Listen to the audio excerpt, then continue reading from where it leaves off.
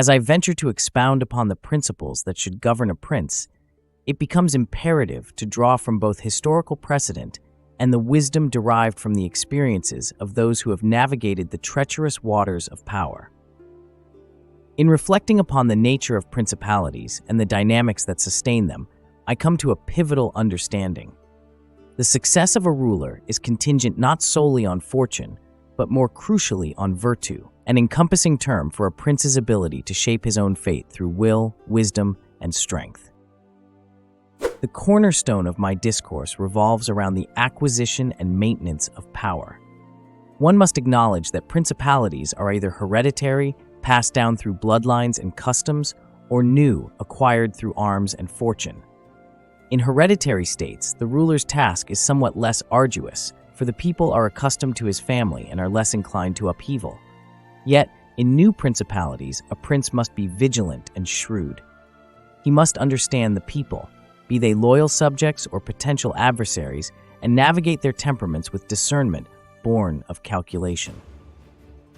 A prince who rises by virtue of fortune alone is at the mercy of capricious winds. Fortune is like a river that inundates when it overflows, destroying every structure in its path. To withstand the flood of such uncertainty, the prince must construct defenses by being prepared and seeking to control his own destiny. It is not enough to rely on the goodwill of others or the perceived stability of current conditions. A wise prince foresees potential challenges and takes proactive measures to mitigate risks, positioning himself to tackle whatever adversity arises. One must also consider how to balance the interests of various factions within the dominion. A prince who relies solely on the nobility may find himself confounded by their aspirations and ambitions. Conversely, those who ground their power in the common people will find a more reliable foundation, as their desires are more straightforward. They seek security and stability. Therefore, a prudent prince will cultivate the goodwill of the populace while maintaining enough authority over the nobility to prevent insurrection or subterfuge. Moreover, how a prince handles the art of war is of paramount importance. A ruler who is unversed in military matters will inevitably lose his state. The exercise of arms is not merely a means of defense, but also a conduit through which a prince projects his power and secures his position. One must constantly engage in the study of warfare, not only in times of conflict, but also during peace. This continuous preparation ensures that a prince remains formidable and respected, both within his dominion and by neighboring states. In furtherance of securing power, a prince must also be adept in the management of perception. It is essential to appear virtuous, even if the realities of ruling necessitate actions contrary to virtue. Issues of morality are subordinate to the efficacy of rulership.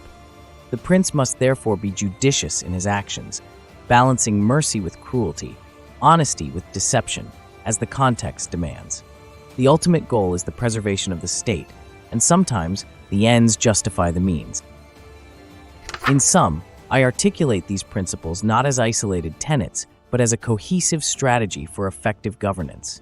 Each concept interlocks with another, forming a robust framework that enables a prince to navigate the complexities of rule. From securing the goodwill of the people, managing the ambitions of the nobility, to mastering the art of war and manipulating perception, success in rulers arises from a keen awareness and deliberate action. Let these insights serve as a guiding light for those who seek to wield power wisely and maintain their dominions against the sands of shifting fortune. So that's our Bookly Crash Course for today. Make sure to check out our full chapter-by-chapter playlist on the Bookly Crash Course channel.